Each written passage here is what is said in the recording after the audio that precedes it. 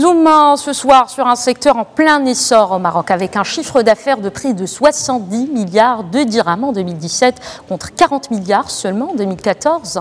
L'industrie automobile est en tête des secteurs exportateurs du royaume qui est devenu le premier constructeur en Afrique du Nord et le deuxième au niveau du continent.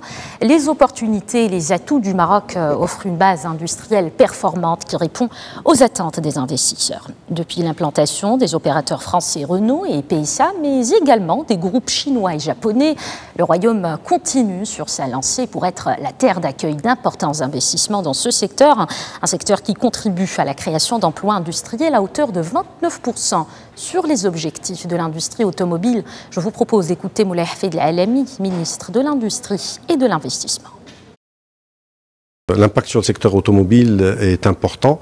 Ce qu'il faut savoir, c'est que le secteur automobile s'est développé ces dernières années avec les écosystèmes et a permis de dépasser les 50% de taux d'intégration locale. C'est-à-dire que chaque voiture qui sort du Maroc, plus de 50% des pièces qui la composent sont fabriquées au Maroc, avec une perspective d'arriver avec Renault à 65% et avec PSA à 85%.